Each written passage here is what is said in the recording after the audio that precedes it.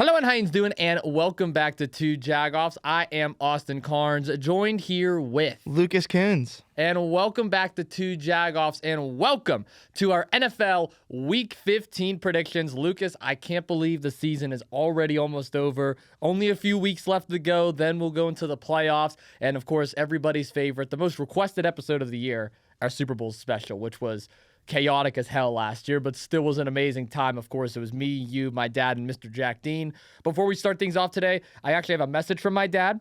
He said that he's been listening to both of us. He's been keeping up with both of us, and he will be returning here very shortly once playoff time gets around the corner to give his perspective on the NFL season. He's been ducking me. He's been ducking me. He's been ducking you? Yeah, he's scared of me. Ooh, okay. Mm-hmm. Okay. Is that why the Torsemen are here, just in case if something goes down? You know, if something goes down, they're gonna back me up. You know, we got Glabby Not Robbie. You know, we got the man Steve. He was holding this pen pre-episode. I grabbed it a little early this time, so I wasn't shuffling around and messing with this guy's Yeah, he's head. next to me for once. Yeah, well, he's always on that side. He's just usually a little bit closer this way because there's usually like another person there. So Yeah. and then we got Gloop and we got Orbit. Gotcha. Yeah. Well, those are the guys right there. Of course, I am Austin. We also have my drink. Yeah, your wannabe Gannon Jones Jr. bottle. Yeah, how's your Coke bottle, by the way? The floor is very sticky over here. Let's just say I had an episode 3 incident before cameras went rolling again today. If you know, you know. This time, though, I did not drop a bunch of F-bombs, and there's no that coffee stain. So I think we're good. I still have those stains on my floor, by the way, at home. Yeah, I still have those coffee It's awesome. stains. I love It's those not. stains. It's not awesome. Those stains, like, they just, like, make me chuckle. At least, like, 2 times. Just twice. Per time I see them. Gotcha. Well, we have a lot to talk about here in this episode today. We're not only going to cover the NFL, we actually have some other professional wrestling matters to talk about. And usually when we talk indie wrestling, I'm usually getting a migraine because I'm talking about a wrestler that's picking on me. Today, I'm actually not. Today, I'm actually going to talk about a great experience I had. IWC Wrestling, the 8th Annual Pittsburgh Classic, was this past Saturday. Lucas was front row, repping Two Jagoffs proud. Of course, literally every entrance, you could see the Two Jagoffs shirts, so great branding on my behalf. Mr. Jack Dean was there. Kevin was actually there. on my behalf. Really? I mean, I'm just saying. Also, can I complain about something IWC-wise before we get into it? I mean, yeah, let me just say this real fast. IWC 8th Annual Pittsburgh Classic, I was on commentary for a few matches. I'll talk about my experience in a second on that, but I know Lucas wants to share his perspective from the audience. So, But I actually have like 2 complaints, but my main one was, why did the commentary team suck so much this time? Whoa! You're telling me that me, Nick Lendl, and Joe Dombrowski was a bad commentary No, team? Lendl and Joe was cool. What? But then they had like this like Chris Collinsworth sounding guy on commentary. I'm not Chris Collinsworth. Now there's a guy. I did not do that. I was more like, my God, look at Sam Holloway. Like that's what I was You doing. look like a Barbie doll. That was from Mr. Jack Dean, by the way. He wanted to make sure that you know. Yeah, I hope you know you were the only 2 that clowned me for wearing a pink suit. No, Everybody else Kevin did actually- as well. Okay, that's Kevin. Okay, look at Kevin. He has no room to talk. I mean, Pals flipped you off. Well, that's besides the point. That's because he kind of has beef with us. Well, Also, screw you, Justin Plummer. I'm so glad he lost. No, that was a great event. Let me go through my little experience real quick. So, as you said, me and Mr. Jack Dean, Mr. Jack Dean, I say surprised me. I technically still paid for it, so it wasn't like a surprise, but like he surprised me with front row tickets. I thought we were getting second row, and he's like, "Yo, Lucas, it's $40." I'm like, "Dang, they raised their price." He's like, "Nah, I got first row." I'm like, "Oh, okay." So yeah, we got first row. It's pretty cool. Sadly, we got the part where like all the camera guys are sitting there, so like we had like camera guys in our face the whole time. But besides that, it wasn't too bad. I'm trying to think of the matches right now. I'm trying to think of what my favorite match was. I can rattle off a couple if you need me to. No, I'm just trying to. There was 3 ones. I just don't know which one I like the best. The intergender tag team match was really good between Derek and Katie versus Channing Decker and Notorious Mimi. yeah, those 2. I can never remember names. That was a really good match. They all did really good. Derek absolutely had to have broken the ribs of Mimi. Oh my God! Whenever he got launched on top of her, Jack just went, "Oh my God, she broke 8 ribs." Love Derek. Love Derek. love. Whoa, that's a change of heart. Well, yeah, I love messing with him. Oh, okay. No, there you go. That's the same. I mean, he messes with me too. You know, like he stares at me for like 15 minutes during intermission. Yeah, but so intermission, me and this guy are walking together, and we walk past to go. Who are we going to see? Duke. We were going to see Duke. Yeah, we're going to see Duke. Duke also got on me during intermission. But about time that someone else got on. we were walking by and he goes, "What's up, Derek?" And he's telling him about, you just say "What's up" whenever we walk past. Yeah, so what's up, Derek? And he's just looking at me. And then we get down probably like 15 steps towards Duke. I turn around. He's still looking at me. I think Derek knows who I am at this point. Or he definitely does. Duke, I am sorry. I did not go to your Brazilian steakhouse or the other place yet. I'm a broke college student, and apparently Austin went and did not invite me also. And then I got the meat sweats. They were good. and then he choked both of us out. Yeah. Yeah. You've experienced a Duke choke now. It's not fun. Yeah. He has a tight grip whenever he's not even trying. You're That's telling me. scary. I took a selfie with him afterwards, and the palm of his hand is bigger than my whole head. Yeah, that was insane, by the way. Yeah. Make sure to go check out both of our Instagram posts and like them, please. We're desperate. Yeah, please do. Uh, IG at Austin Cairns for 1 2. and then we were going back, and now Derek and Katie have nobody in their line. So Austin says, "What's up?" He's like, "I want to introduce you to someone." Derek cuts off Austin and goes, "Oh, I know who that is." And dabs me up. No, that was great though. Katie was sweet to you. She was like, "Nice to meet you." Yeah, Katie was sweet to me because I don't pick on Katie as much because she doesn't wrestle there as much. Yeah. I've only picked on her once. I didn't really yell anything during that match. I was making fun of Derek the whole time. I told Derek there were sunglasses on the corner on his side. I said, "Don't step on the sunglasses." He told me to shut up. I said, "No, you shut up." And you know what he did? What? He kicked the sunglasses on accident. He kicked the sunglasses. I told him to watch out for the sunglasses. So that's Derek's fault. No, besides that though, the Angels guy from AEW, Alan Angels. Alan Yeah. Angels versus who did he verse again? Spencer Slade. Spencer Slade. Yeah, that was a really good match. Spencer had a good match. It was great. I'm gonna plead the fifth on that one. Angels did. No, I liked Angels a lot. I hope he comes back. He was great. He was really good. Honestly, I thought it was gonna be a beatdown match. It actually looked like he was gonna win multiple times. I was a little confused. The other match, the one with Cappuccino and Sam Holloway, Yes. that was also a phenomenal match. I actually have a really good clip of that one. Whenever Cappuccino did that thing on the rope and like The came down. decapitator. Yeah, I actually got the video of that one front row. So, no, those were probably my 3 favorite matches. Have I said this yet, Plumber? You suck. You didn't say anything about the main event. You really suck, huh? What about the main event? Yeah, I do. Well, I'm getting to that one after I tell Plumber that he sucks for having Duke lose the title. Oh yeah, Duke and Jamie. Do we know who attacked him? Did you figure that out yet? What was the wrestler's name? He was in the. Okay, I don't know. He was in the battle royale. Jack said, but I don't remember his name. That attack too. Duke, like before match started. The guy in the all black. Duke was coming out, and then he got attacked. I don't remember that because I was backstage. Mm. I was not paying attention at that point. I was talking to. I was yeah. actually talking to Plumber. Yeah, Duke. That's why Duke was limping during his match because he got attacked beforehand. Man, I can't believe this guy didn't even know that Duke got attacked before that. I do You remember. think Jamie could cleanly beat Duke Davis? Come on now. I remember him getting attacked. I just don't remember who it was. I feel like an idiot. I don't remember. I'm gonna remember as soon as we get off air. Oh yeah, no. Like the minute we press that, you're gonna be like, oh, it was this guy. I'm sorry, I don't remember who. I remember Johnny Mahalo attacked who's the Felix Cause after the battle royal, right? Yeah. Yeah, I remember that. I don't remember who attacked Duke though. Hey, Cheese Whiz should have won that battle royal, by the way. Hey, Cheese was got a good pop. Bro, Cheese Whiz had the whole crowd going crazy. Also, poor James Wong. His mouth was bleeding, or his nose or something was bleeding. Yeah, they were Like checking on crazy. him in the back. Oh, really? Yeah. I think it was his mouth or something. Poor James Wong. Agent 000. Yeah, facts. I'm He so. pulled a gun out in front of everybody. I know he went. I was like, whoa. Yeah, like I'm at the commentator's desk with Joe. I'm like, whoa, Joe, he got a loaded gun right there. That's felony. So yeah, but someone smacked it out of his hand. I forget who. And then yeah, the main event happened. You know, Palace and Mandime actually pulled it out. And, you know, I was pretty surprised. There was some beef on social media between the two of them, and they didn't really trust each other. Jock was trying to calm down. Jock looked like a dad whenever his 2 sons were fighting, and the mom was like at work or something. He just didn't really know what to do, but they pulled it off. Jock came out in the most interesting choice of clothing. Yeah, beer belly and all, huh? And then he turned it over to Jenny Plummer? Mm-hmm. Jenny Plummer. That's her name. Sticks to the Plummer bloodline. She's the good Plumber, though. It's She like is when the good it's like when Shane McMahon came back in 2016. He's the good McMahon. No, I actually still have my stamp. It hasn't fully come off yet. Oh yeah, I can kind of. It's gone through a shower every single day since IWC, and it's still there. Well, somebody doesn't wash their hands. I'm just. Don't stare at me like that.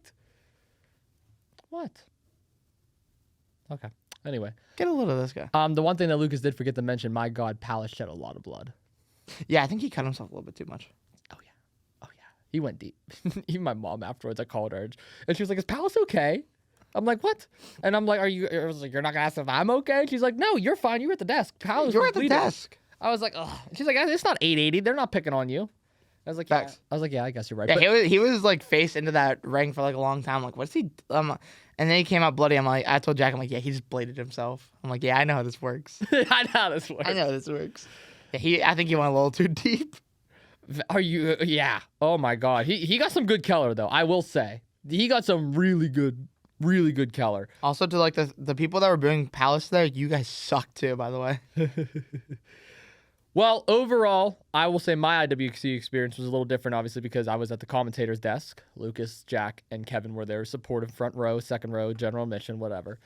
But I actually was proud of you, LK, because you got to come backstage for your first time at IWC. So before I give my experience, turning into me now. I was trying to like fidget with it. You're good. So while you're picking up your pen, I'll give you a moment to think. What was your experience like going backstage? First ever time backstage at an indie wrestling show. First, hopefully many. It wasn't what I expected. There was a lot of people just like kind of like sitting on the ground and stuff, and it was just a gym court. Like they didn't really have anything else back there. Mm-hmm. I mean, they had like a changing area, but I didn't go back there. I'd prefer not to. Yeah, you don't want to. I've seen stuff in those locker room. God.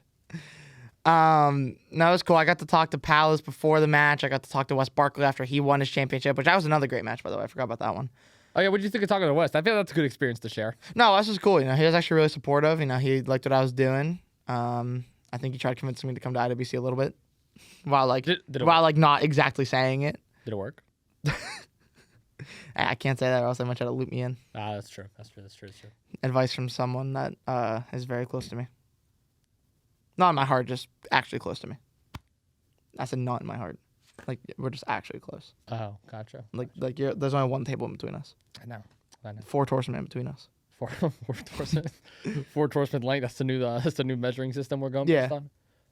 Gotcha. If I lay it down to be pretty close, you might need like 2 honorary guests, but it's always gonna be pretty long. I guess. And you can kind of stretch them out too. So. All right. Yeah.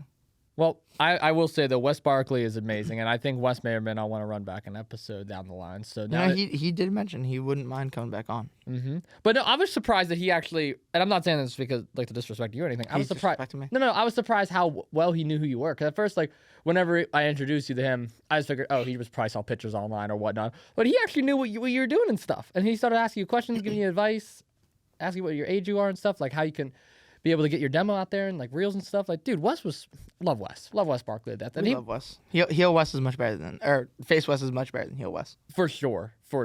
And I'll tell you what, he was like the exact same way with me whenever he came down to 2 Jagoffs for the first time, because he was only the second wrestler we ever had on, if you think about it. Wes was the second wrestler right after Palace. So love Wes Barkley to death. Nothing but respect for him. That all being said, we could talk about IWC for a lot longer, but I know we have our NFL predictions to get to. So I'll end off by saying this. Thank you, IWC, for another opportunity. Thank you, IWC, for accepting all my friends and family. We all love you so much there. I have a lot of different homes on the independent scene, one with Canadian Deathmatch, one with 880, and one with IWC. IWC will always have a special place, though, because that's where I began. So I will never forget. Love you guys to death. Let's talk some NFL now. I'm looking at the games this upcoming week, and I got to be honest with you, Lucas, there's a lot of implications for a lot of these games. So let's get started with the game between the Tampa Bay Buccaneers and the Atlanta Falcons. Now, both of these teams suffered losses last week. The Falcons more detrimental. They got crushed by the Seattle Seahawks 37-9. But the Buccaneers shockingly lost to the New Orleans Saints. And if I recall last week, Matt, myself, and you just kind of sped through that game and didn't even bother talking about it. Well, this week we are going to talk about it. What happened in that game, and who do you got in this game, Lucas? Honestly, I think Tampa Bay probably overlooked it a little bit. I mean, they are still, missing some players, obviously. Is Mike Evans actually coming back? Probably not. Okay, some people were saying that like he could come back and average like 200 yards a game and he'd be able to make his record. I didn't know if they're just joking or not. No, I mean, they're still an injured team. They don't have all their players. Division rival, right? Saints? Mm-hmm. It was a division rival matchup. To be honest, they probably overlooked it with how bad the Saints are, and it caught up to them.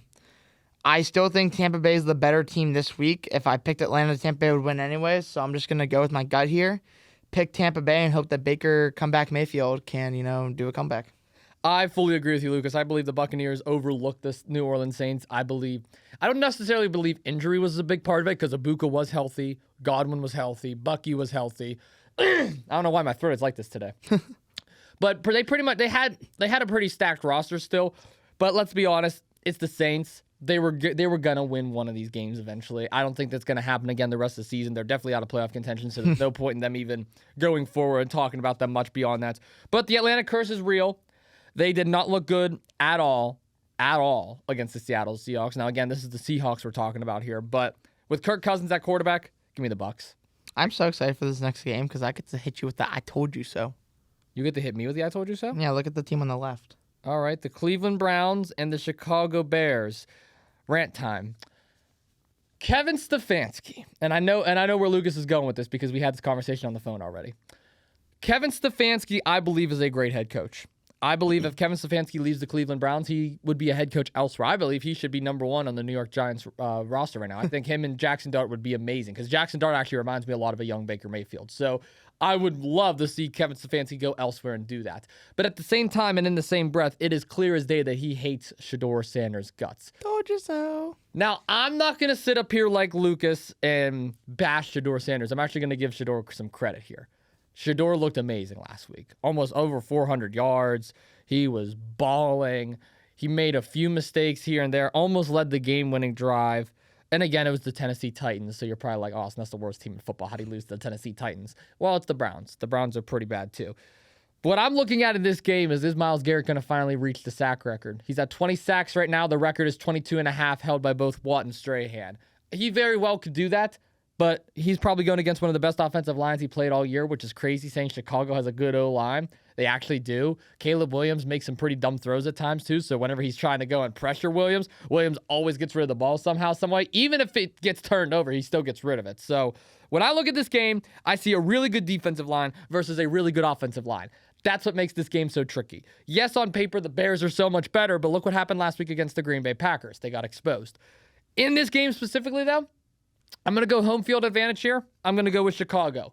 The Bears are a playoff contending team, ladies and gentlemen, and this is the game that might solidify it. Give me the Bears. Yeah, I'm going to take the Bears as well. They did kind of get exposed last week, but once again, it is against a Green Bay team, which should be very good looking at them on paper, and it is also a division team, rival team. I just don't think Cleveland's a good team. They lost to Tennessee of all teams, which is crazy. I do. I like some pieces on Tennessee, but they're still just a god awful team. Shedeur played pretty good, but that team is still terrible. I don't know why you're going for a 2-point conversion without your quarterback, and you put in a player that's literally never thrown the ball before. My God, it's been making some great Instagram reel skits though. My God, they're so funny. But yeah, I'm gonna pick Chicago here. If Chicago loses to Cleveland, then they might be the biggest frauds in the NFL. And see, Lucas brought it up. I didn't want to because I didn't want to get angry. But why? Why would you do something like that? You're telling me you have the chance to tie the game to send it to overtime. And Shedeur Sanders, who is balling in this game, you take him out for the 2-point conversion, which could possibly set you up to win the whole game. And you put in Judkins, who's a rookie running back, to do a shitty reverse Philly special that did not pay off at all. Yeah, no, that's ridiculous. Get him out of here. I agree with you, Lucas, full-heartedly. Baltimore, 6-7. Oh, my gosh. Okay, well, next game is a division rival game. Baltimore Ravens, Cincinnati Bengals. This is the first time these two teams has met since Thanksgiving. Of course, we know the result that happened there, but this time we are in Cincinnati. Last week, both of these teams suffered losses, pretty upsetting losses, which is going to hurt both of their seasons. Cincinnati lost in a thriller against the Buffalo Bills, which I was actually shocked at how much aerial attack was in this game. I didn't expect the ball to be thrown in the air as many times. I did. You did, but I also thought the Bills were going to win, which they did. And then the Ravens, they had a heartbreaking loss to the Pittsburgh Steelers last week, which I know this man over here is really excited about. Yup. Lucas, you're the you're the AFC North fan of the podcast. You, I know, cannot stomach either one of these teams or organizations, but you are going to have to pick one, unfortunately. So who do you got and why? You know, usually whenever it comes down to these types of games, I go whichever one is home, I take, and then the next home game, I take the other one. But Baltimore already lost at home to Cincinnati, and I picked Cincinnati because it was Joe Burrow's comeback game, and I said, this is going to be a thriller. You picked Baltimore. Everything in my heart tells me Cincinnati. They had a very good game against Buffalo. And with how the Ravens just played against the Steelers, I don't think that they can keep up with Cincinnati. But then I remember it's a division rival game. And I don't know if Cincinnati can play like that against Baltimore at the same time. I'm going to pick Cincinnati. I can see them sweeping Baltimore. I'm also going to be cheering for Cincinnati in this game because then that will like pretty much officially knock out the Ravens. The Ravens really, really, really need this one, which is why I could see them most likely winning. But I'm gonna let bias get in the way here. I'm gonna let home field advantage make me I don't even know, like change my vote of what I would usually go for. I'm gonna choose Cincinnati. I just need them to put up like 38 points again because I don't think Baltimore can get there. And this is where we disagree. I actually think the Ravens can get there. I believe the Ravens last week had an upset of a game. They were not supposed to lose that game. Everybody going into that game thought, hey, the Ravens are going to win. They're going to handle business against Pittsburgh. Aaron Rodgers is still banged up, yada, yada, yada. I don't see them losing back-to-back divisional games, especially back-to-back teams that they absolutely can't stand. If this was earlier in the season, I might feel a little bit differently here. But Lamar wants to get to the playoffs. Lamar Jackson wants to make a statement because the next team we're going to be talking about, the Kansas City Chiefs, they seem like they're not dynasty per se, but their season is going to be over. This is the year for teams like Baltimore, teams like Buffalo, teams like Pittsburgh, teams like Indianapolis, teams like New England, teams that have not been able to make it since the Chiefs have been on top. This is their year to make a statement and prove themselves. I don't even know why the Bengals are still starting Burrow. Their chances are pretty much slim to none at even making the playoffs. So I'm going to go with the Baltimore Ravens because I believe they're going to fight with more heart in this game. I believe that they want this game more than Cincinnati. It's going to go either way. Here's rant time part 2 for Austin Cairns. Oh, God. Los Angeles Chargers, Kansas City Chiefs. Dad, I hope you're listening. I love you to death. I support your team. I always have. We even have a kitchen, a Kansas City kitchen. But I'm here to say the Kansas City Chiefs season is over.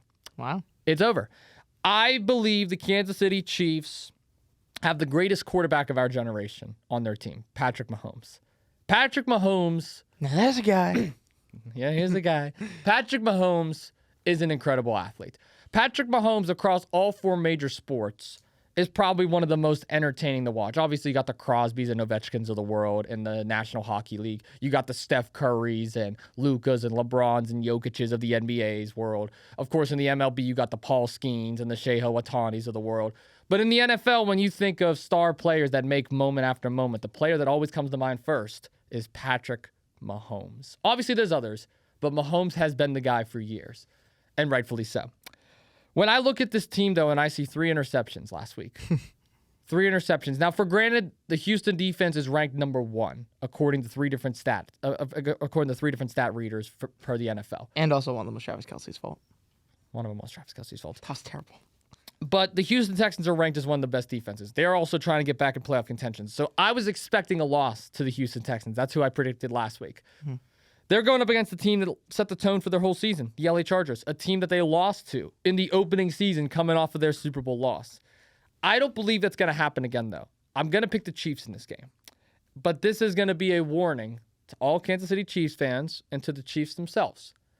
If they lose this game and they get swept by the Los Angeles Chargers, who are just above them right now, I am going to probably go out on a limb and say that Kansas City may just have to start rebuilding some of their pieces.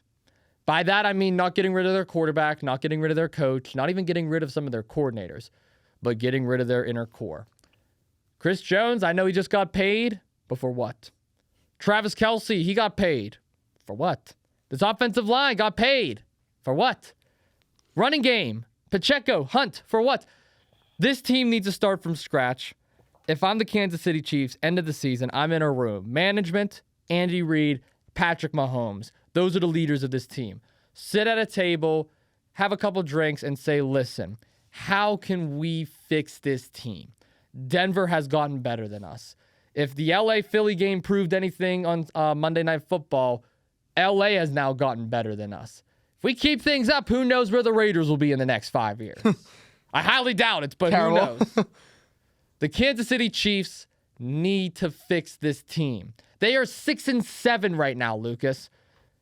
I can't even make the joke because that just disgusts me as probably my second favorite team in the NFL. The Kansas City Chiefs need to fix things now.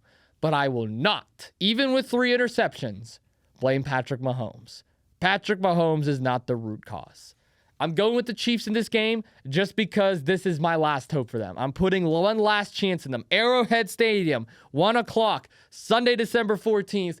Give me the Chiefs. But if you lose to the Los Angeles Chargers, you can kiss the season goodbye.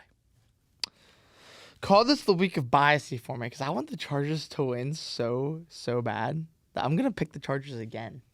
I don't remember who I picked the first time, to be honest with you. That was like a very long time ago. Call me Nick Brown here. The Chargers have beat both reigning Super Bowl teams, which means that they're the best team in the league. Said Nick Brown like every single day. I'm going to pick the Chargers here. I think I want to go off what you said for Baltimore. The Chargers have more to fight for, I think. The Chiefs are basically out of the playoffs. So much needs to go right for them, and one of the things that they needed to go right is beating Houston. They didn't beat Houston, so now the chances of them getting in are so much harder, and you need so many different teams to lose, and I just don't see it happening. But the Chargers are in a pretty good spot, unless they lose like the next couple games. So I think I'm gonna give them the Baltimore treatment here, and I'm gonna say the Chargers need to win this game. You know, I'm not mad at that take at all. That's actually a really good take by you. But here's my only rebuttal to that. What if the Los Angeles Chargers get too comfortable right now? Because the Kansas City Chiefs, the Chargers, they have a lot to fight for because they want to maintain that playoff spot that they have. But the Chiefs, like you just mentioned, are outside of the playoffs. So what if they have that mindset, wait a minute, this team is here, we are here, how do we get from point A to point B? Only way you do that is by beating the Chargers. My only fear with Los Angeles, because if history repeats itself, it's probably going to happen. Los Angeles is going to get too comfortable at top of where they're at, and then they're going to lose, and then some other team's going to take advantage. The game that reminds me the most of that is, if you remember the Chargers-Raiders game from a couple years ago. All Los Angeles had to do was tie up the game, and both Los Angeles and Las Vegas makes it into the playoffs, and Pittsburgh's eliminated. But what ended up happening? They ended up giving up a penalty. Vegas accepted it. Daniel Carlson, next thing you know, kicks a 42-yard field goal, wins the game, knocks both of them out of the playoffs, and Pittsburgh takes that final playoff spot. That was peak. That's my only point when it comes to Los Angeles Chargers. They get too comfortable at times. And as much as I like Justin Herbert, I don't believe he is a playoff contending quarterback just yet. I have to see it. So I'm going to still stick with the Chiefs, but I respect the point that you brought up because it is true. They do have a lot to fight for. Well, I guess we'll see how their new coach takes things then. And I love me some Jim Harbaugh. I think see if Jim Harbaugh is any smarter than John Harbaugh. I believe he is, but I think he is too. I think, if Mike Tomlin's on the hot seat, I think John Harbaugh is also on the very hot seat. I couldn't agree more with that. Buffalo Bills, New England Patriots. Now, the last time these two teams met, the Patriots were still uncertain on where they would be. And when they beat the Bills, that shocked all of us, including both of us. Because I remember I came on the podcast and I said, don't be surprised if the Patriots win. But I got the Bills in the bag. And you pretty much said the same thing. Ever since then, the New England Patriots have been arguably the best team in football. Drake May has been phenomenal. Josh Allen is starting to find his footing. This is a game that is very tough for me. But I believe the Buffalo Bills are going to get vengeance. Last week, they had a battle of a game against the Cincinnati Bengals. I believe it's going to be the exact same thing in Foxborough, in New England, against the Patriots. But my goodness, this Patriots team is going to be dangerous in the playoffs. They are going to be dangerous because this was a team that should not be there, but they're going to be there. And those are the worst kind of teams you want to go up against because they're unpredictable. My biggest concern with New England right now is that they really haven't versed that many good teams if you think about it. That is fair. They're 11-2, but they've versed some of the worst teams in football for at least 6 of their wins. I'm not completely sold on them being the best team on paper. I think that the Rams could be better once playoff time comes. I think the Seahawks could be better once playoff time comes. I think the Bills could be better once playoff time comes. Mm-hmm. Just to name a few of the teams. So yeah, I'm not sold on New England. But Buffalo also kind of scares me because if New England can kind of like stop the run game, I think that they can hold Josh Allen down to fewer points. I mean, division games are usually fewer points anyways, unless it is just a complete blowout, which happens a lot, especially my division. Absolute blowouts happen a lot. But I want to pick New England here. I think that New England, a lot of people are saying that they're frauds right now being 11-2. A lot of them are saying that once playoff time comes, they're not going to play good. I think this is kind of like a prove yourself game. Now, I could also see them here maybe not going all out because they are 11-2. They have nothing to fight for if you think about it. They could rest starters if they really wanted to. If it gets to a point where like they're just losing pretty bad or winning pretty good, they could take start-offs, and then you never know what's going to happen to the score after that point. I'm going to pick New England. I think it's a prove-it game, but if any of those things happen, I could see Buffalo winning this very easily. Well, let's not forget, too, the Patriots currently hold the number 2 seed. The Bills currently hold the number 6 seed. So if the playoffs started today, they would both make it. Mm-hmm. But the Patriots, it's not only just a prove yourself game, it's also kind of a game for fighting for home field advantage. Because right now the Broncos sit atop of the AFC. They're the number 1 seed. Patriots are 1 game out. If they get a win over the Bills and the Broncos get a loss, that sets them up for prime position to have the playoffs run through Foxborough. Mm-hmm. And if you remember anything about Tom Brady, the last thing that you want to do is have the playoffs run through Foxborough. It's not the best time of year up there. There's no dome. So yeah. That is the last place you want to be. But yeah, I'm in agreement with you, Lucas. I'm in full agreement with what you're saying. But I'm still gonna stay with the Bills. I have to. Giants and Commanders. Oh God. I know. Do we even have to talk about this game? No. Actually, I do want to talk about this game. The Commanders got shut out by the Minnesota Vikings last week. That was sad. And the Giants are still playing Jackson Dart, although he is hurt. Give me New York. That's all I gotta say. Yeah, I'm going to take New York as well. I think Washington's too banged up. Way too banged up. Las Vegas Raiders, Philadelphia Eagles. Now, Saquon Barkley has finally figured out how to run the football again. Jalen Hurts forgot he's a quarterback. I was very much impressed with the way Saquon Barkley played. But I'm here to tell you right now, Jalen Hurts, the turnover issue is something that is going to cost you in the playoffs. Last season, if you remember correctly, Lucas and I, especially myself, was criticizing the hell out of Jalen Hurts. If you're going to turn over the football like this, you're not going to make it to the playoffs. If you're not going to make it, you're not going to make it. Then what happens? He gets hurt. He goes down for a week. Then the bye happens. After the bye, he came back and only turned the football over twice for the rest of the regular season. And one of them wasn't even fully his fault. One of them because the offensive lineman didn't block and he lost a fumble. But Jalen Hurts looked incredible. And what ended up happening out of it? Super Bowl champion, Super Bowl MVP, very well deserved. Kudos to the Eagles. It feels like that script is flipped this year. He did a really good job of protecting the football all season. But now we're getting to that second part of the season, and he's turning it over. The last 2 weeks, he already has 6 turnovers. I mean, you can't do that if you were the quarterback of the Philadelphia Eagles, which is why Lucas just said, well, I guess he forgot how to play quarterback, because I guess he did. Hey, you know what's crazy? He only had 2 turnovers for the rest of the season last year. He had 2 turnovers on 1 play last night. Exactly. Or not last night, but Monday night, yeah. That is not going to get you back into the Super Bowl. And if we're going to talk about the Kansas City Chiefs not making it to the Super Bowl, yeah, the Eagles are in prime playoff contention right now, but I mean, look at their division. It's kind of by default. The Commanders are banged up, the Giants are god-awful, and the Cowboys are the Cowboys. So the Philadelphia Eagles, realistically, are going to be handed the NFC East.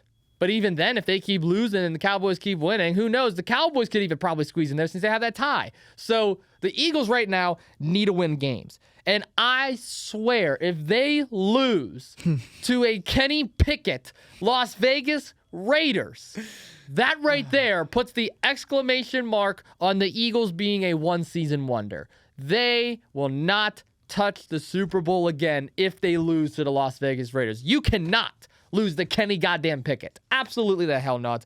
Give me Philadelphia. Fly Eagles fly at home. If they lose, I'm burning that hat.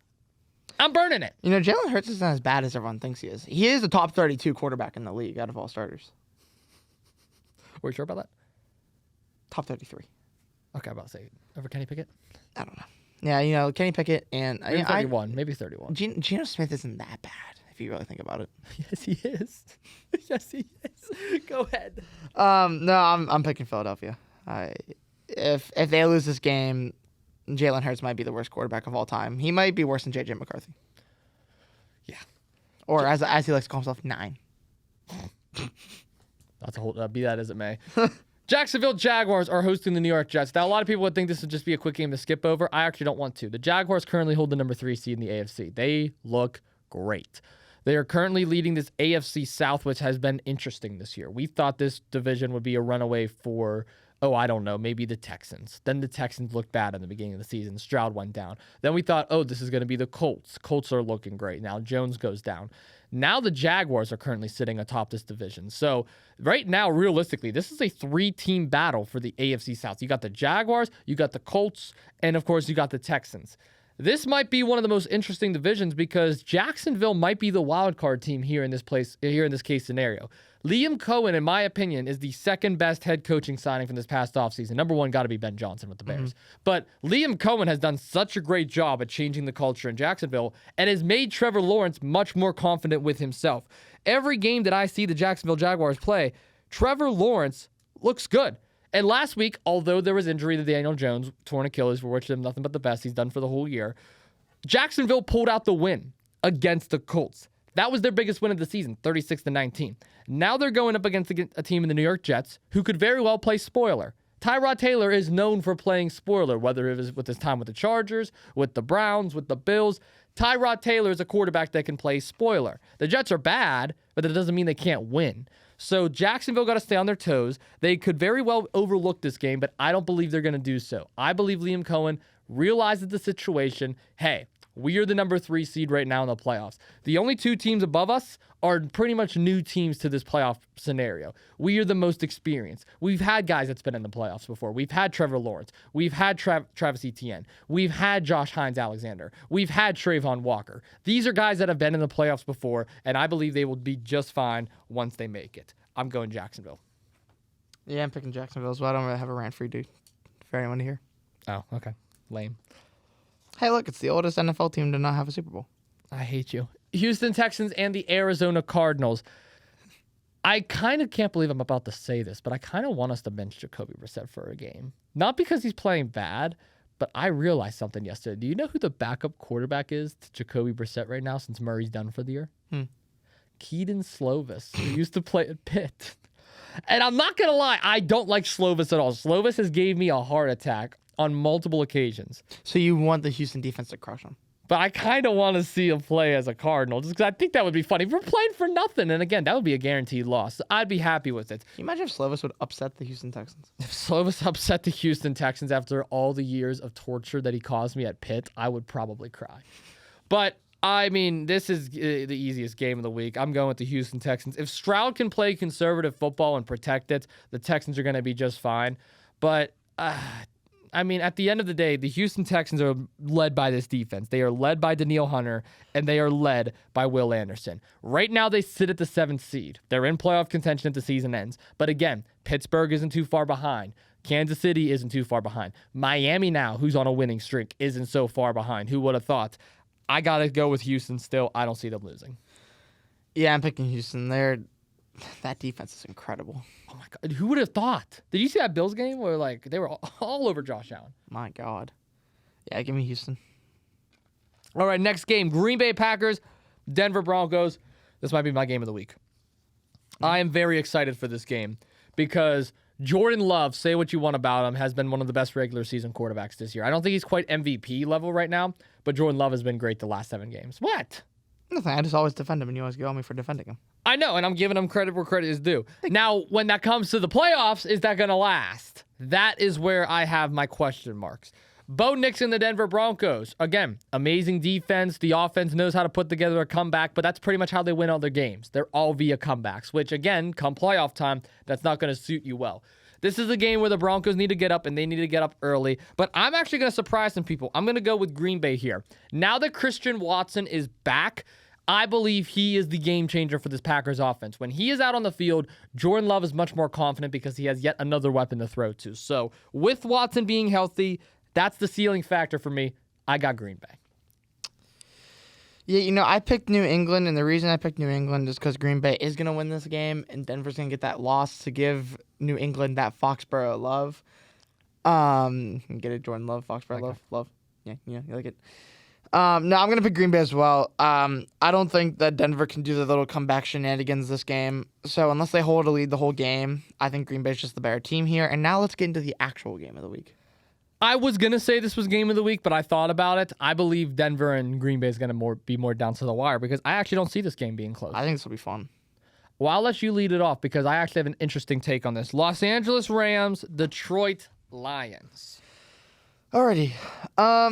Detroit had a very good game against the Cowboys. Detroit won that game. What was it, 44 to 30 something? It was 44-30. 44 to 30. Okay, I thought it was. Let me just say this real quick before you go on your little tangent here. Did you like my little segment that I did with Matt Palangi? I picked the cowboy hat and then the Lions hat, and then I threw them both, and then I ripped up the shirt. You gotta admit that was comedy gold right there. Yeah, he was so excited. Dude, he looked at me and I started smirking. I kind of. You knew. Yeah, I knew it was gonna happen. I knew it was happening. I couldn't hold back the smirk though. We love you, Matt. We do love you, Matt. Oh my God, I didn't realize I was going first. I thought I was gonna hear you, and then maybe you're gonna sway my vote. No, I'm not swaying your vote. You're on your own, pal. I really want to pick Detroit here because of the amount of points they've been able to put up per game this season. Mm-hmm. They've been dominating good teams, but the Rams, I feel like their defense can actually hold Detroit to a lower, not like a low scoring game, but like I don't think that they're putting up 44 on the Rams. And I think the Rams are the most elite team in the NFL right now. I think they are the best team in the NFL right now. Mm-hmm. I'm going to pick the Rams in a close game here. I think the Rams, like I said, I think the Rams are the better team. I think Dan Campbell's going to make a stupid call. It's going to lose them the game. I don't think it's going to be as close as people are thinking. I think the Rams are going to dominate the Detroit Lions this weekend. I'm actually very high on Matthew Stafford. He is my MVP if the season ended today. Drake May is a close number 2. But Matthew Stafford has been nothing short of electric, and I'm going to eat my words because if you remember beginning of the year, I said, listen, I believe the Rams could be a Super Bowl contending team, but my only fear is Matthew Stafford and his age, his bad back, new weapons, Devontae Adams, how will he gel? I said not to worry about that. This team has been incredible. Sean McVay has proven time and time again that he is one of the best head coaches of all time, but people don't want to give him the credit due to his youth. I'm going to go with the Rams. I don't see it being as close. I know Lucas brought up the point about Dan Campbell making a dumb decision. I believe that several of those are going to happen in this game. I'm so sorry, Goop. Goop or Gloop?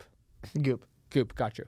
I think I said Gloop earlier. You did. That's why. That's my bad. That's why I wanted to correct myself. It's Goop. Sorry, Goop. I'm going with the Los Angeles Rams, though, because at the end of the day, when we talk about teams that are complete, no team is more complete than the Rams, except for one factor. And this is what scares me about them long term.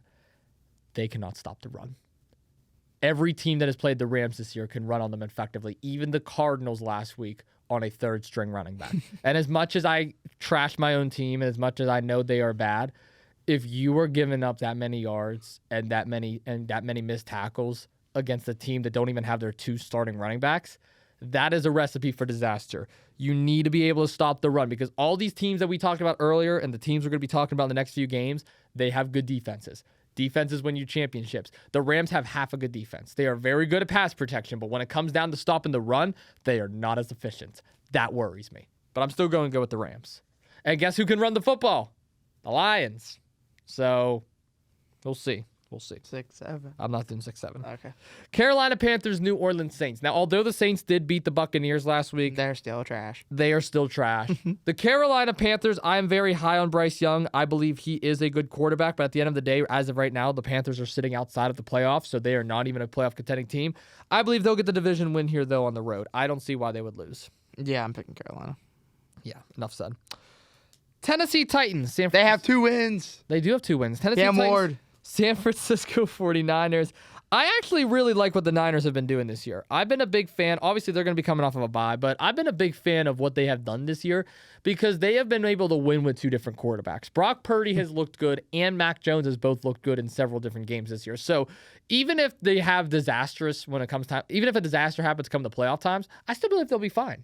Unless they have a situation like 5 years ago when they lost all 3 of their quarterbacks and they were on Josh Johnson. That was a crazy year. It was when Purdy went down, it was when Trey Lance went down, and it was when Garoppolo went down. That was an awful year because then they had Josh Johnson off the practice squad a week before, and I think he had like the flu or something. So it was like his flu game in the playoffs against the Packers. But that's a whole different story. I'm going with the Niners against the Titans. I feel bad for you, Cam Ward. I'm sorry. There's also Will Levis trade rumors now, so if anybody's interested. Yeah, I'm taking the Niners as well. The Indianapolis Phillip Rivers. Let's get it. I'm so hyped. Well, don't get too excited. Indianapolis Colts, Seattle Seahawks. This is a game that is going to be determined on the ground. When we look at the Seahawks, they got K9 and Charbonnet. When we look at the Colts, they got Jonathan Taylor and Tyler Goodwin. These are two run-heavy teams that are incredible. They both rely heavily on the play-action pass.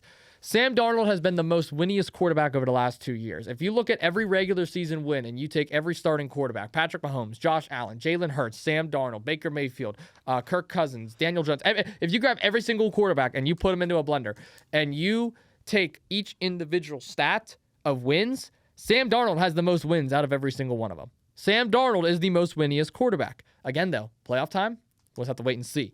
Sam Darnold also has the best weapon in football right now, Jackson Smith-Njigba. He has been playing lights out. But when we look at the Colts, they are a team that relies heavily on their weapons. What they need to win games is somebody to facilitate this offense. He just went down. That, of course, being Daniel Jones. Torn Achilles, season is over. Hopefully he gets better. When we look at the rest of the quarterback roster, QB2 goes as follows. Anthony Richardson. Richardson, the original number 5 pick overall by the Indianapolis Colts.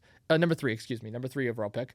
He's now done for the year as well, most likely. He's on IR. I highly doubt he'll come back. He might come back week 17, week 18, but at that point, who knows where the Colts will be. You then go to your third string quarterback, Riley Leonard. Now, I've had a brief history with Riley Leonard here on the podcast. He was a former quarterback at Duke University, and he was a man that was known for not doing his damn homework. And it made it very clear he never did his homework. So it doesn't seem like he's doing it right now either, because he's also battling through an injury right now. Wishing him nothing but the best. You then go to your fourth string emergency practice squad quarterback, that of course being Brett Rippon.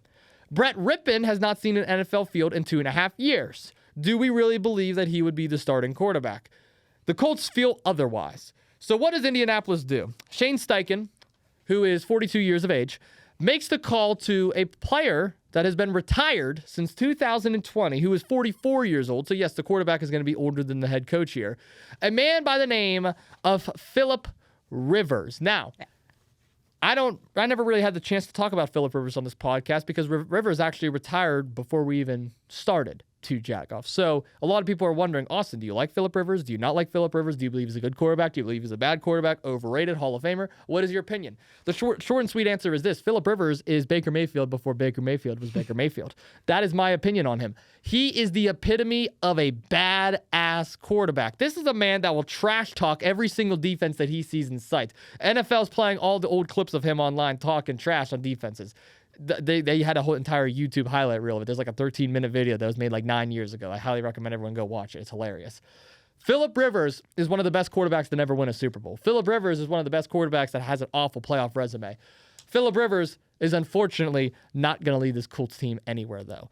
The main reason why they're bringing him in, and I hate to burst everybody's bubble here, he most likely will not see the field.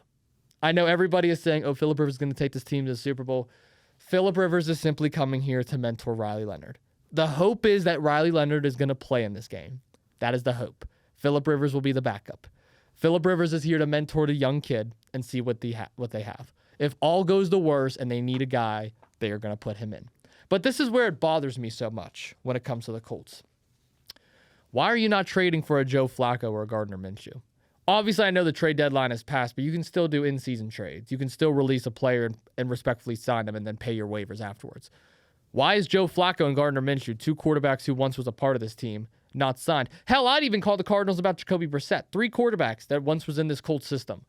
Call up one of those guys to save your season. I believe Flacco would be a good opinion. It's obvious the Bengals aren't going back to him now that they have Burrow back. The Browns have Shador. Why would you not want Flacco on this team? I love me some Philip Rivers. I'm very excited to see what he does. But let's be honest here. Whether it's Riley Leonard, whether it's Philip Rivers, whether it's Brett Rippon or an injured Anthony Richardson, this Seattle Seahawks team is going to decimate this Colts offense. Their defense is legit. Sam Darnold is legit. I know Mr. Lucas Kuhns is excited for the Philip Rivers party over here. I'm not. It's going to be embarrassing. Give me the Seahawks. I'm gonna be straightforward. I'm gonna take the Seahawks as well. Okay. Because I don't think Philip Rivers will see the field this game specifically. Now, could he see next week's field?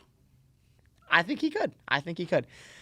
If Philip Rivers takes the field this game, I don't think you understand how fast this game will be going on my TV.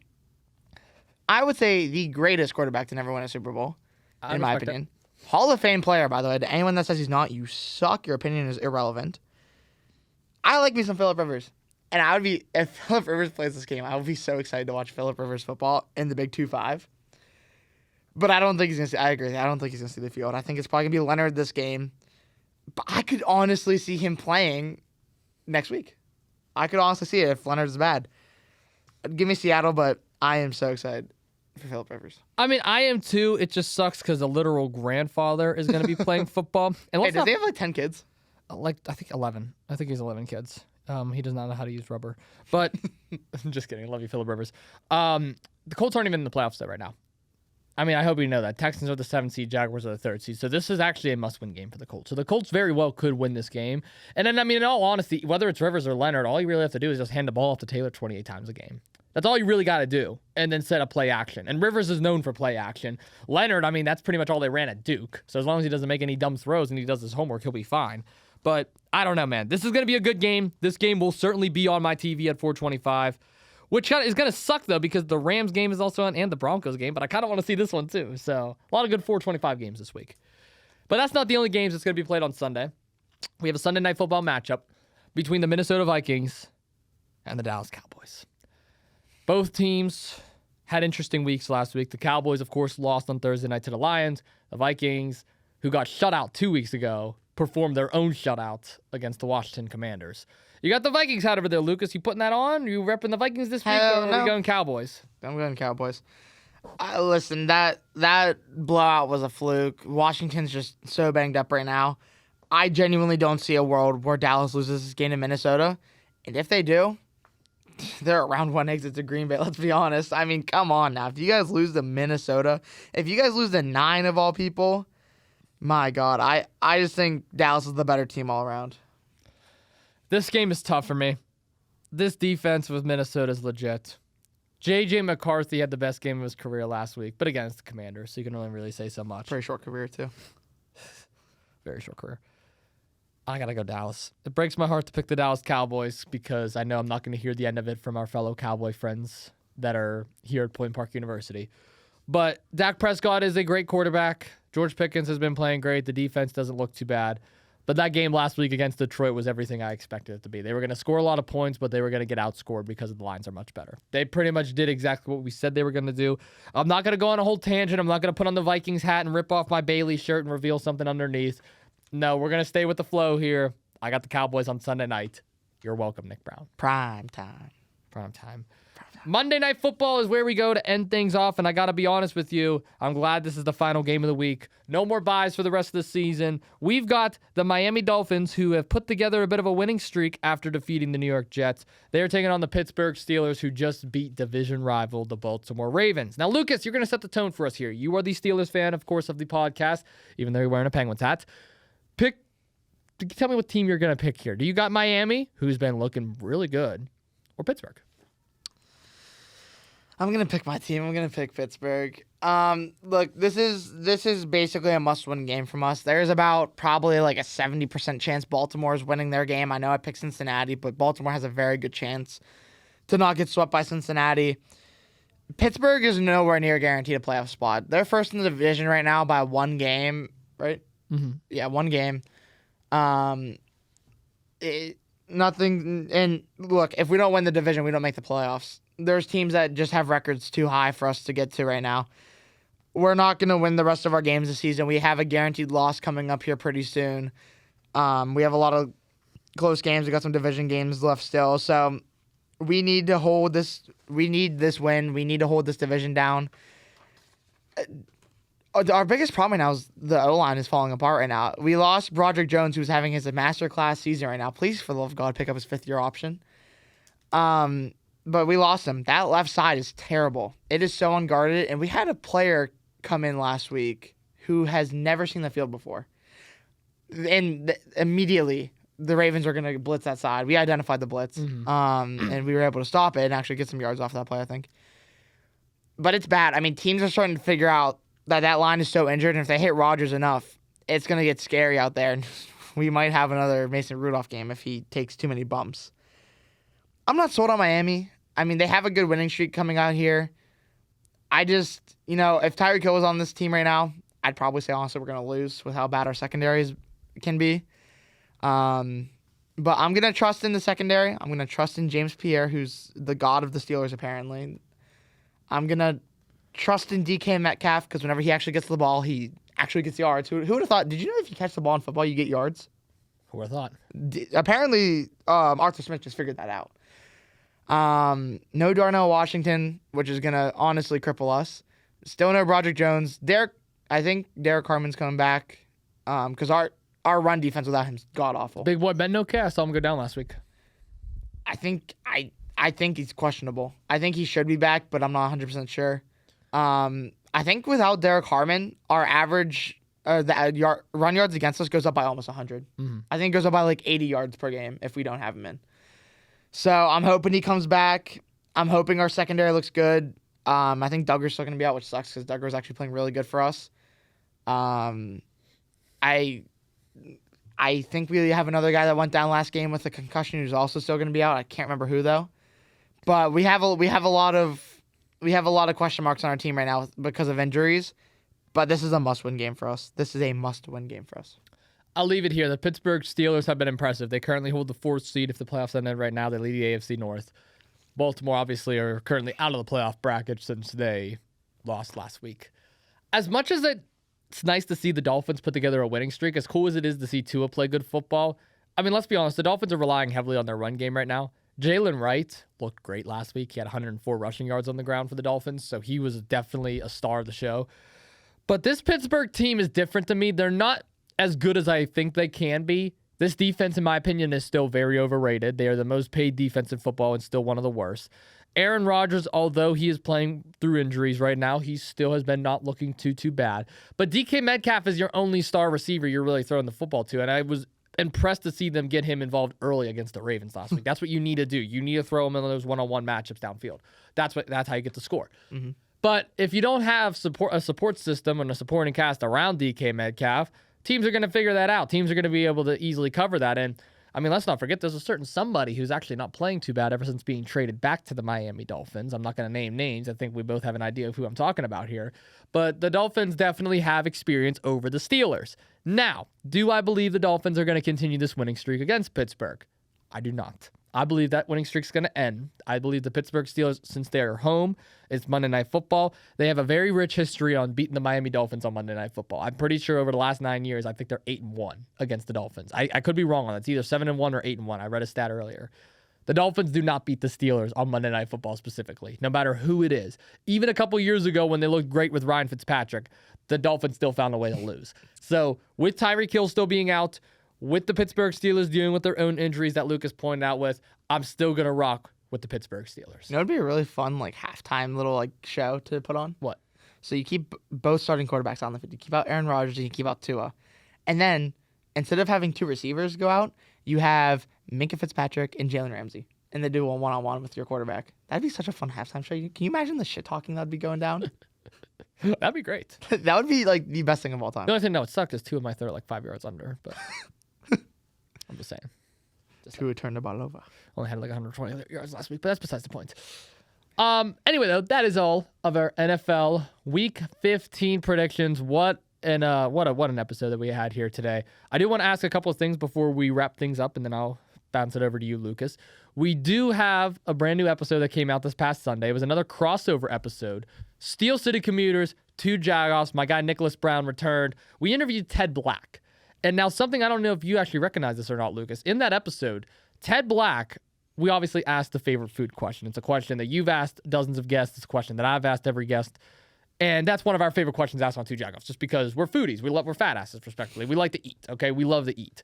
And we asked Ted Black what was your favorite restaurant. And we told him straight, flat out, no cop-out answers. You're not going to say the Point Park Dining Hall like President Chris Persales did, or a restaurant that doesn't exist anymore. He gave us the Duquesne Club. Which, I mean, again, I obviously, putting both of our family wealth together, would not be able to afford that. But still, it's a pretty good restaurant.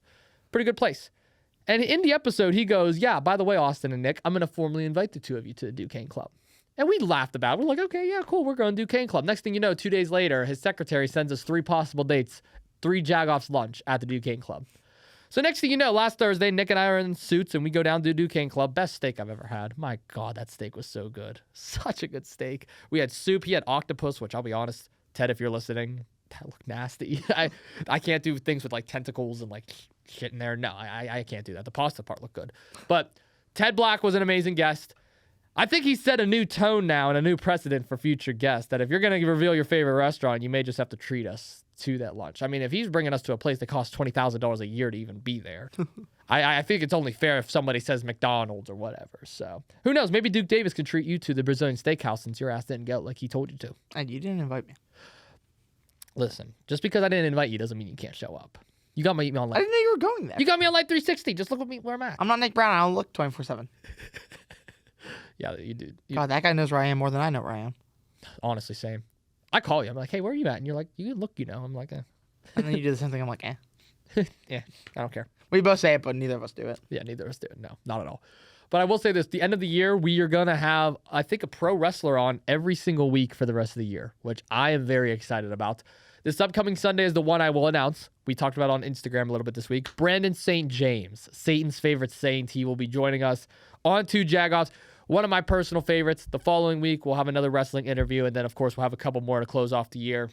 I want to make this point, though, to all wrestlers going for it, and this has nothing to do with Brandon or any future or any former guests we've had on, but any wrestler that is a current champion in any promotion, if you come on 2 Jagoffs, as you can see right here in front of Lucas and I, we have this very nice table, a really nice table, heavy duty. It's not going to break. It's a good table. Supports our hats, supports our stuff. It would even support all the toursemen if we had to. If you have a championship, bring the damn title down here. We would love to have it on display, not only for our sake, because it looks cool on the podcast, but for your sake. If you're a champion, you fought for that title. You won that title in the trenches against your opponent. Wouldn't you want to showcase that off while you're having a conversation about you? Wouldn't you want to sit here proudly as the champion of your promotion? Duke Davis was the only man that brought down a championship. And again, this is no disrespect to any former guest that we've had on. We love and appreciate every single one of you. And we understand some of you are coming from work. Some of you are coming from outside obligations. But bring your damn title down. We're not going to bite it. We're not going to take it. We'll put it right here on this table. I might take it. He might take it, but I'm not going to take it. You can even hold it the whole episode if you wanted to. Hell, David Lawless held his gavel the whole time. That was cool. I like that. Bring your stuff down to Point Park. We will gladly put on the table. It's just me in the room. Sometimes Lucas, sometimes Nick, sometimes Kevin. It's only going to be us in here. So bring the titles down, put on display. I will say this, Sammy and Alaire, they're going to be coming on the podcast in a couple weeks. We did their episode already. They brought their 880 tag team titles down. It looked really cool. Duke brought his IWC world title down. It looked really cool. To any future guest, if you are a champion across any promotion, you don't need to bring all your titles down because we know some people have like 6 titles. But if you have a title that you're proud that you're holding, whether it's from Enjoy, IWC, 880, Canadian Deathmatch, I don't know, Rise, wherever you're at, bring the title down and set it on the table. That's all we ask. Just put it on the table. It's nice. Maybe, what's her name? Mercedes Monroe or whatever. She'll bring all of Mercedes Monet? Monet, yeah. She'll bring down all of her Oh, my God. All 9 of them?